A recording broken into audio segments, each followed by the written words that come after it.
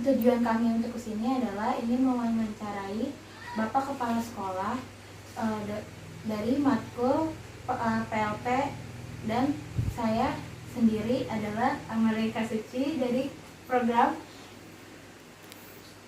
PGSD Universitas Profesor Dr. Hamka. Dan yang sebelah saya, nama saya Desti Azahra dari kelas 4C PGSD Universitas Profesor Dr. Hamka. Nama saya Lydia Prataminingo dari kelas 4C program studi PGSD dari Universitas Profesor Dr. Hamka. Dan nama saya Sarjipa Fauzia dari kelas 4D program studi PGSD dari Universitas Profesor Dr. Hamka.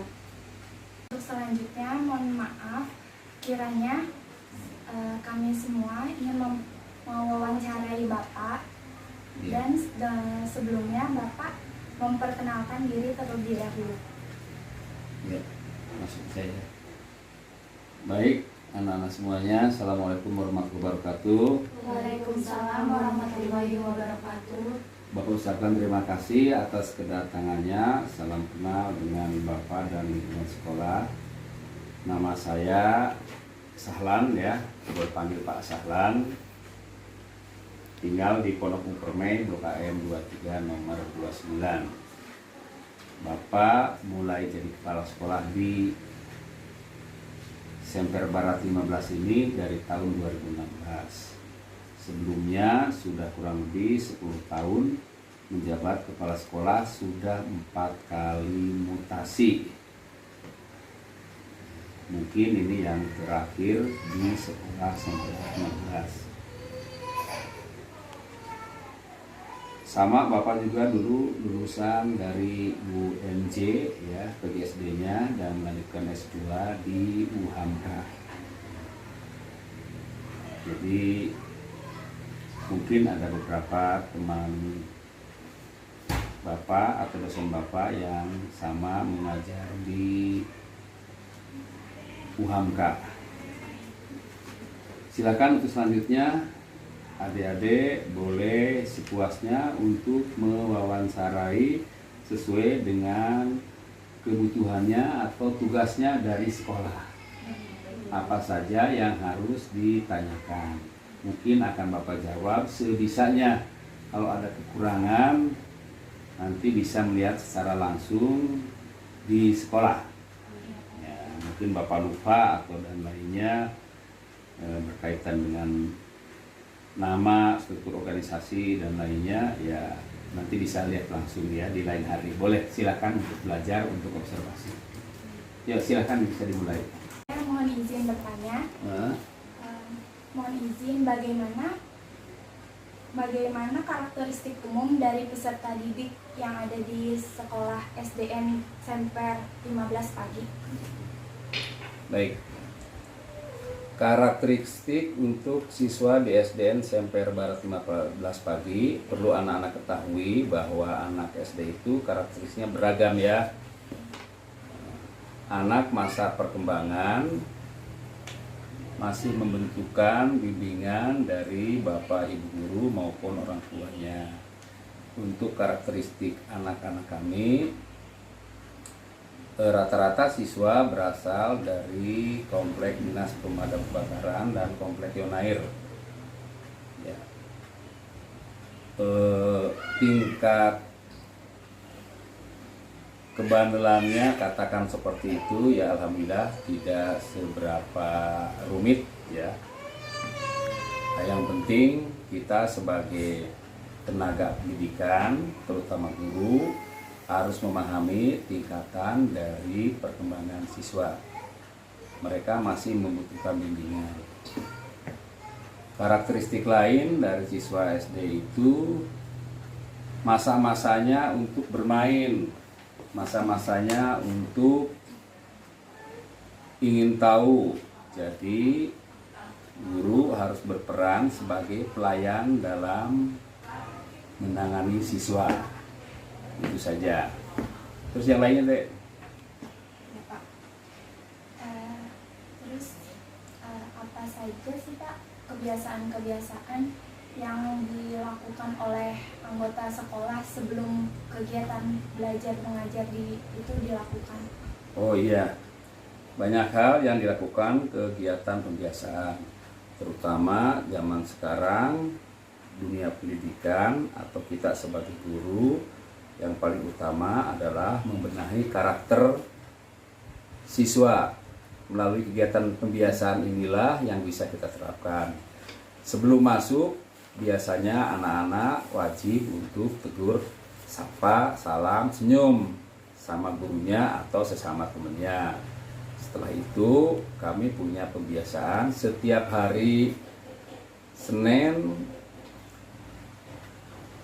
apel upacara bendera ya. Hari Selasa, apel pagi, dilanjutkan dengan tadarus. Hari Rabu, pembiasaan olahraga ya, dilanjutkan dengan pentas eskul. Hari Kamis, pembiasaan apel pagi, dilanjutkan dengan tadarus. Hari Jumat, pembiasaan keagamaan, sholat duha. Pembiasaan yang lainnya setelah di dalam kelas, anak-anak berdoa sebelum belajar dan sesudah belajar. Berikutnya penanaman karakter, misalkan menyanyikan lagu Indonesia Raya. Di akhir pulang menyanyikan salah satu lagu wajib untuk penanaman sikap nasionalismenya. Pembiasaan-pembiasaan lain juga banyak, karena kami termasuk kepala sehat di Provinsi DKI Jakarta. Anak-anak dibiasakan untuk tidak jajan sembarangan. 200 meter sebelum masuk ke sekolah, anak-anak harus sudah jalan kaki. Jadi tidak diantar sampai depan pintu gerbang. Dia maksudnya agar anak-anak bisa untuk bersosialisasi, bergandengan tangan sekaligus berolahraga. Guru harus memantau dari pintu gerbang. Berikutnya, anak-anak tidak diperkenankan untuk membawa bungkusan. Kalau di sekolah kami pembiasaannya, anak-anak bolehnya membawa wadah, bisa Tupperware, bisa gelas minum. Jadi tidak ada bungkusan sampah berupa plastik atau kertas masuk ke sekolah. Nah, untuk mengurangi sampah. Berikutnya juga pembiasaan untuk makan sehat juga dilaksanakan setiap hari Rabu. Anak-anak tidak boleh membawa uang jajan, harus membawa makanan. Makanannya tidak boleh mie, tidak boleh junk food, harus yang 4 sehat 5 sempurna. Itu pembiasaan kami. Pembiasaan kami juga selain itu di akhir jam 12 sholat duhur bersama bagi yang muslim dan kebaktian bagi yang Kristen. Itu wajib. Tidak ada seorang pun yang tertinggal di dalam kelas tersebut. Ikut sholat. Alhamdulillah fasilitasnya dekat masjid. Ya, itu sepintas, banyak hal pembiasaan, nanti adik-adik bisa lihat kalau sudah masuk ya, silahkan lanjut. Selanjutnya, bagaimana komunikasi dan interaksi dan juga keakraban antara warga di lingkungan sekolahnya, Pak? Ya, komunikasi interaksi antara warga sekolah yang terdiri dari kepala sekolah, guru, anak-anak, wali murid, penjaga, satpam, alhamdulillah berjalan dengan baik. Mereka diwajibkan untuk saling tegur sapa, salam, dan menyelesaikan masalah-masalah dengan jalan kekeluargaan atau musyawarah. Ya. Komunikasi itu paling utama untuk suksesnya pembelajaran. Jadi antara guru dan siswa komunikasinya harus dekat, dalam tanda kutip ya, tetap guru harus jaga wibawa. Tuh. Tidak ada masalah untuk komunikasi, karena mereka diajarkan untuk berbicara dengan sopan, menegur dan menyapa, salam, udah menjadi budaya kami. Itu bagian dari pembinaan komunikasi. Alhamdulillah dengan komunikasi baik antara orang tua dan komite sekolah juga, sekolah kami mampu mendapat prestasi yang memuaskan. Peringkat 2 untuk nilai akademis nilai UN kalau zaman dulu ya, kebetulan sekarang lagi pandemi tidak ada, se-Jakarta Utara. Ya, silakan yang lainnya. Baik Bapak, selanjutnya saya ingin bertanya, apa ada struktur sekolah dan tata kelola, yaitu bagaimana struktur sekolah dan jelaskan. Oh, struktur organisasi sekolah. Iya. Ya, tentunya ada, setiap lembaga pasti punya struktur organisasi. Untuk di sekolah, yang pertama adalah strukturnya kepala sekolah, didampingi dengan komite sekolah. Terus ke bawahnya ada bendahara sekolah, ada tata usaha. Terus bawahnya ada guru ya. Nah, guru kelas dari kelas 1 sampai kelas 6, ditambah dengan guru bidang studi bahasa Inggris, PLGJ, olahraga, sama pendidikan agama Islam dan pendidikan agama Kristen. Untuk yang lainnya guru agamanya tidak ada. Untuk Hindu Buddha kami tidak melayani. Mereka belajar di tempat ibadahnya masing-masing. Nah, dalam setiap ruangan juga ada strukturnya, misalnya di perpustakaan, di ruang UKS, di ruang lab, di ruang audio itu juga ada. Misalnya di ruang UKS siapa pembinanya, terus ketuanya, terus pelaksananya, terus seksi-seksinya. Begitu juga di ruangan-ruangan lainnya. Untuk komite sekolah, strukturnya ada ketua komite, ada sekretarisnya, ada bendaharanya, ada anggotanya. Nah, yang lainnya kami tugas pembagian kegiatan, misalnya petugas koordinator eskul siapa, koordinator keagamaan siapa, koordinator pramuka siapa, koordinator drum band siapa ya. Nah, itu masing-masing guru mempunyai tugas masing-masing. Untuk kegiatan pembiasaan juga sama, ada koordinatornya ya, itu bagian dari struktur organisasi sekolah. Mungkin itu dulu, nanti adik-adik bisa lihat di struktur organisasi sekolah pada papan struktur organisasi di sekolah ya. Baik Bapak, selanjutnya apa saja fasilitas yang terdapat di sekolah SDN Sampit Barat 15 Ya, fasilitasnya alhamdulillah gedung kami dibangun tahun 1997. Walaupun belum sempurna tapi ada lah.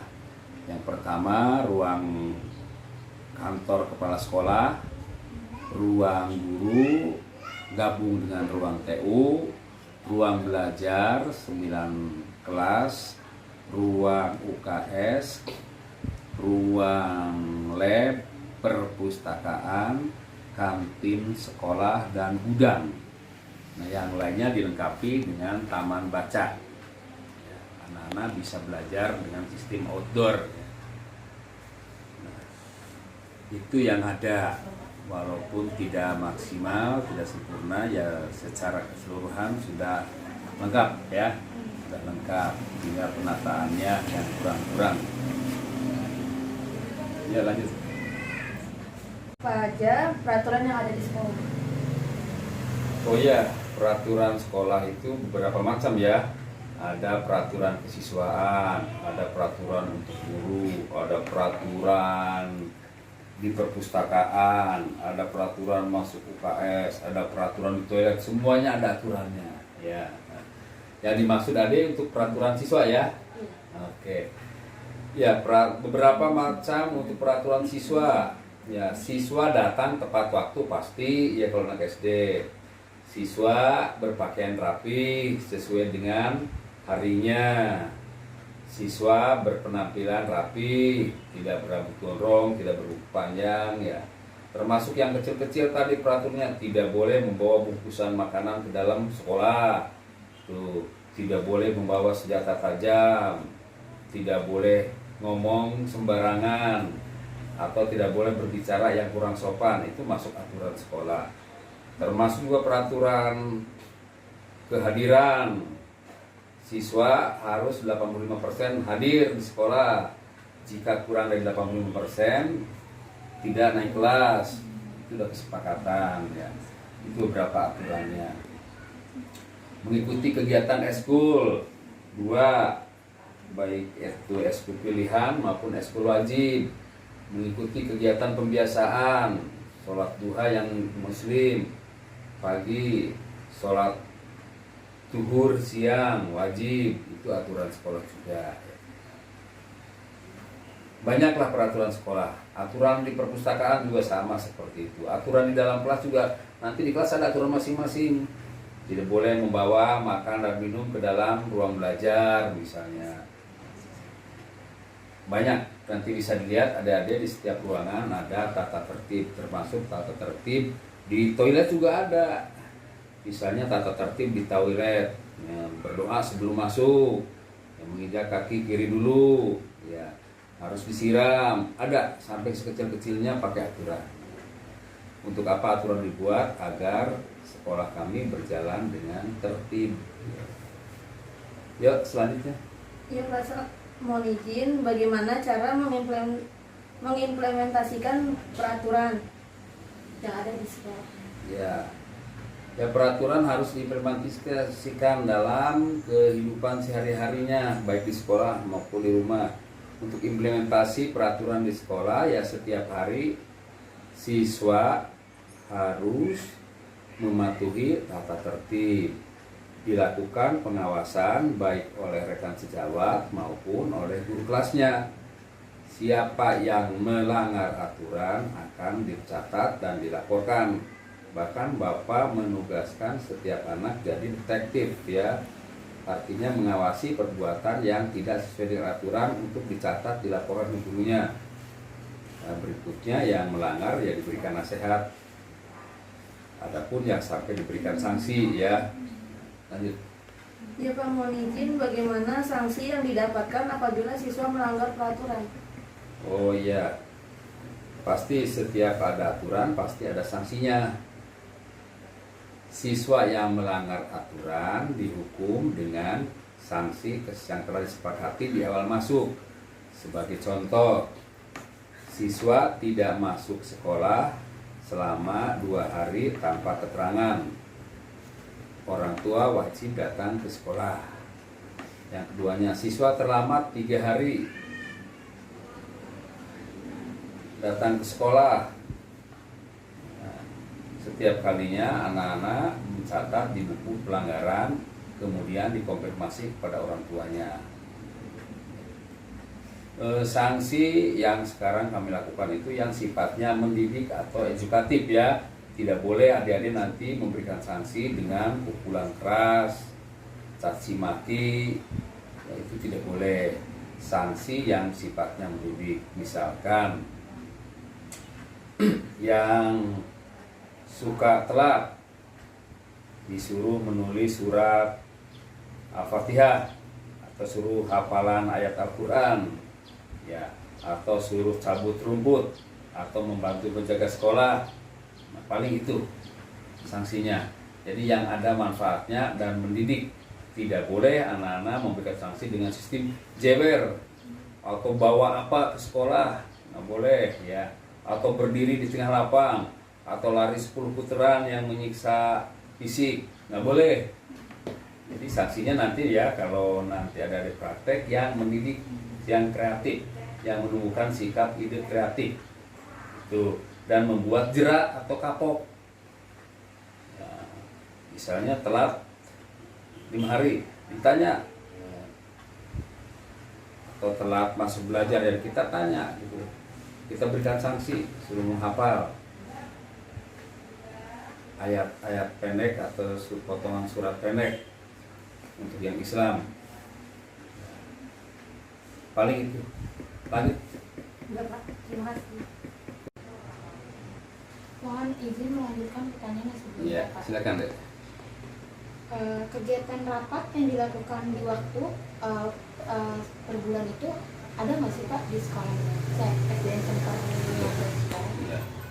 Secara terprogram untuk rapat evaluasi kami lakukan setiap 1 bulan sekali di awal bulan. Terprogram ya.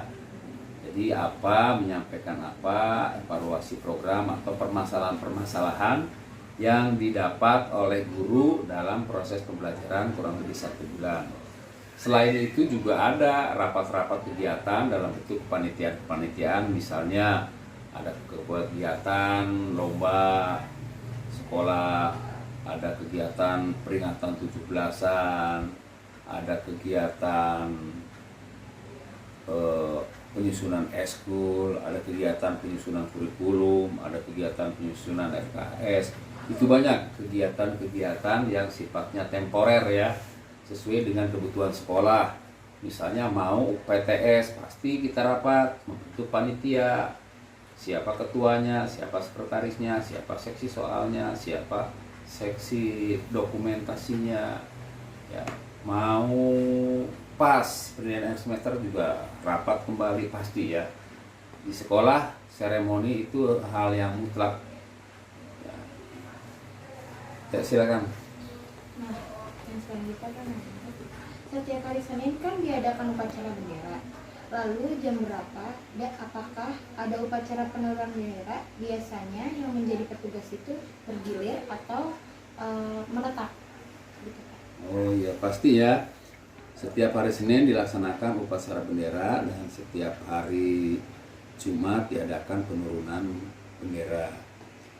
Upacara pengibaran bendera sudah terprogram, sudah disusun dalam 1 tahun, siapa pembinanya, petugasnya kelas berapa. Jadi dilaksanakan secara bergilir, baik petugasnya maupun pembinanya. Dimulai dari kelas 4, 5, dan 6. Tapi kalau sudah semester 2, kelas 3 semester 2 sudah mulai dilatih untuk jadi petugas. Kelas 6 di semester 2 sudah fokus dengan kegiatan pendalaman materi. Dan yang ini yang kami terima adalah kegiatan rutin. Nah, ada apa saja sih Pak ekstrakurikuler di sekolah SDN Semper Barat 15 pagi? Kegiatan eskul di Semper Barat 15 pagi ya cukup lumayan banyak. Tenaganya ada yang dari luar, ada yang dari dalam. Yang dari luar berarti mengambil instruktur dari luar. Kalau yang dari dalam, guru wajib memangku mata eskul sendiri. Jadi nanti adik-adik manakala lulus harus mampu mengajar 1 mata eskul. Jenis kegiatan yang ada di sini, eskulnya yang pertama drum band dengan Ibu Eva ya, guru kelas 1. Pramuka merupakan eskul wajib bagi setiap siswa. Kegiatan eskul dilaksanakan 2 hari dalam seminggu. Hari Selasa dimulai dari jam 12:30 sampai jam 3 untuk eskul pilihan. Hari Rabu dari 12:30 sampai jam 3 untuk eskul pramuka wajib. Nah, untuk eskul pilihan banyak ragam yang bisa dipilih. Ada 1 tadi ya drum band, ada seni tari, ada angklung, ada BTQ, baca tulis Quran. Ini difokuskan anak-anak yang kesulitan baca Al-Quran, Bapak arahkan untuk mengikuti eskul BTQ. Ada marawis, ada qosidah, ada seni suara, ada pianika, ada juga yang pantomim. Jadi ada 9 di sekolah kami mata eskulnya ya. Yang pelatih luar hanya 4, yang lainnya guru sendiri dari dalam. Jadi adik-adik nanti kalau lulus wajib mengampu 1 buah mata eskul. Nah, pasti diwawancara kalau melamar kerja bisanya apain? Narilah, marawis lah, apalah itu kalau mau masuk melamar atau honor atau KKI ya. Itu bisa apa deh? Yang bisa. Hah? Nyanyi. Harus bisa ya, harus mendalami 1 mata eskul. Kalau pramuka wajib ada kan nanti. Pramuka ada harus bisa ya. Ekskul wajib bagi setiap guru kalau pramuka, harus ngerti pokoknya pramuka. Kalau yang lainnya milih ya. Ya, semua punya tugas kalau sekolah Bapak ya. Tidak ada istilah yang nggak bisa. Yang bisanya angklung-angklung, yang bisa nyanyi-nyanyi, yang bisa pianika ngajar pianika, yang bisa ngajarnya drum band ya drum band gitu, sesuai kemampuannya ya. Lanjut deh. Ekstrakurikuler di sekolah SDN Semper Barat itu biasanya diikuti lomba sih, tidak sih Pak? Ya pasti banyak yang diikuti lomba ya. Biasanya drum band ikut lomba, marawis ikut lomba ya.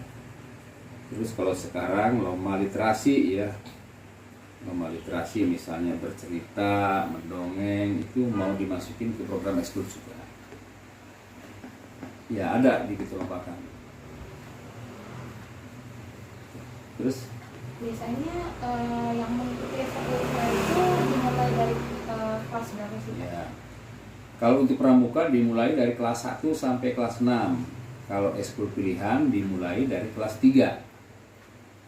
Ya, jadi kalau pramuka semuanya diajarkan melalui dua kelasnya terintegrasi ya. Nah, karena terintegrasi dalam satuan waktu pembelajaran. Misalnya selesai jam belajar dilanjutkan dengan ekskul. Itu dilaksanakan setiap Rabu. Kalau kelas 3 sampai kelas 6 ya 2 hari ya, setiap hari Selasa itu mereka ikut ekskul pilihan. Jadi begitu 12:30 habis selesai sholat duhur, habis isoma, mereka sudah paham. Saya di sini, saya ekskulnya apa, langsung menuju gurunya masing-masing. Udah enak lah, udah terprogram, sudah biasa dilaksanakan. Ya lanjut.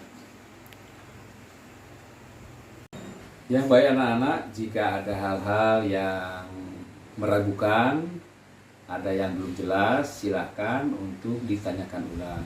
Atau ada pembicaraan Bapak yang kira-kira tidak pas dengan lingkungan, silahkan untuk disanggah juga tidak apa-apa. Ya, silahkan, siapa duluan?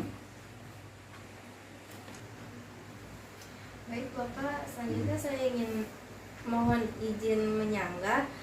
Apakah sekolah SDN Semper Barat 15 Bagi termasuk sekolah adiwiyata? Oh belum. Kalau untuk mengikuti lomba adiwiyata belum. Tapi kami termasuk sekolah sehat ya. Untuk lomba sekolah sehat kemarin mendapat peringkat kedua di Jakarta Utara. Peraturan untuk guru dan karyawan yang ada di sekolah? Oh, iya. Ada peraturan untuk guru dan karyawan sudah jelas ya, sesuai dengan tupoksi gurunya. Yang dimaksud apanya tuh? Peraturan guru mah hampir sama dengan siswa ya. Kehadirannya,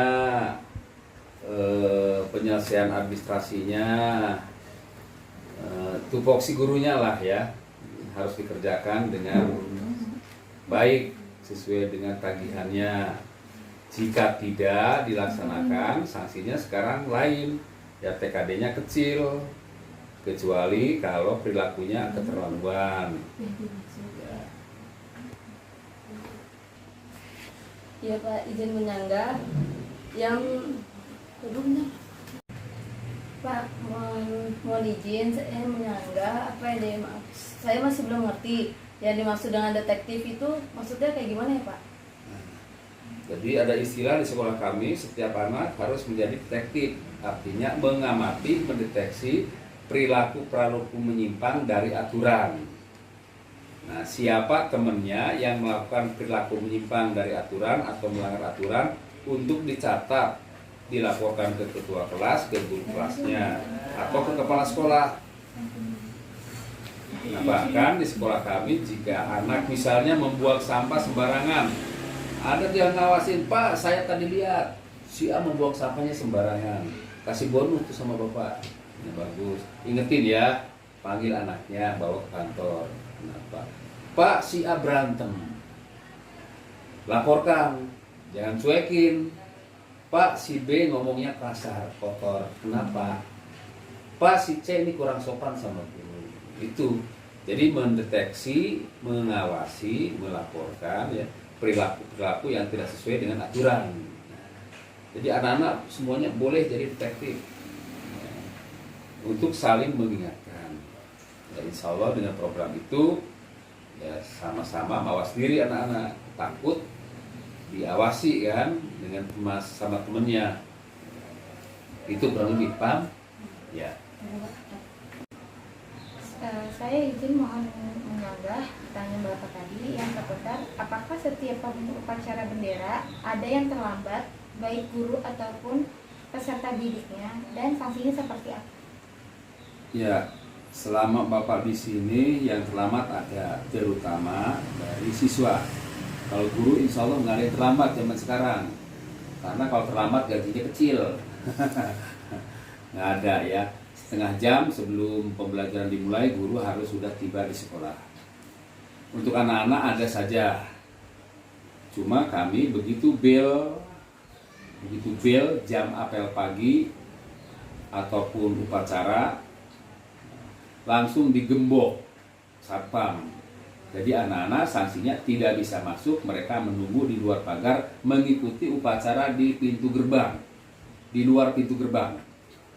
Setelah itu masuk baris dulu mengisi di buku pelanggaran siswa. 3 kali panggil orang tuanya. Nggak bisa dibina baru suruh pindah.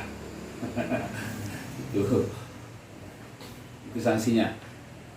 Paling sanksi yang lainnya yang sifatnya edukatif lah. Misalnya suruh menyanyikan Indonesia Raya 2 kali, ya. Atau suruh menulis apalah gitu. Suruh berjanji lah, suruh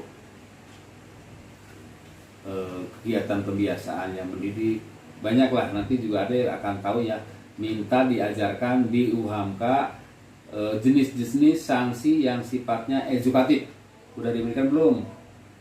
Nah, nanti rekomendasi gurunya, Bapak setelah kami wawancara di lapangan, cara memberikan sanksi itu ternyata sekarang tidak boleh, namanya menghukum, lari 100 kali, jingke, diceber kupingnya, atau yang memberatkan tidak boleh, atau membawa sesuatu, membawa bunga atau membawa apa nggak boleh. Jadi yang sifatnya mendidik, yang dapat berguna untuk beliau nanti. Jadi tanyakan ya, minta diajarkan jenis-jenis sanksi untuk anak SD yang sifatnya edukatif, mendidik. Itu akan senang, nanti dosennya pasti akan membeberkan ya. Itu penting buat di lapangan nanti soalnya. Jangan main sanksinya dikatain yang bahasa yang caci maki, nggak boleh kan. Dipukul nggak boleh, dikatain nggak boleh, terus diapain. Nah, terus memberikan sanksi. Karena sanksi merupakan bagian dari pendidikan ya, bagian dari pendidikan. Tanpa sanksi tidak akan takut, tenang, tidak akan berubah. Ya, itu aja. Jadi Terima kasih Bapak sudah menyempatkan waktu dan mau membantu kami dalam wawancara mata kuliah PLP pertama ini, dan mohon maaf apabila kami kurang berkenan dan pertanyaan kami kurang tidak enak untuk Bapak, dan semoga kami bisa menyempatkan bersama lagi di PLP selanjutnya bersama Bapak.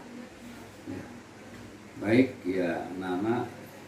Terima kasih juga dari Bapak ya sudah bisa hadir ke tempat Bapak ya. Itulah informasi yang bisa Bapak berikan untuk anak semuanya. Semoga kelak bermanfaat manakala anak-anak nanti terjun di lapangan. Tetap semangat ya, penuh dedikasi, punya kemampuan. Semoga anak-anak cita-citanya berhasil. Amin. Ya, sampai jumpa lagi nak ya, nanti di manakala ada perlu, ada apa silahkan untuk datang kembali ke sekolah kami. Salam untuk Bapak Ibu dosen di UHAMK ya, karena kami juga sama lulusan UHAMK.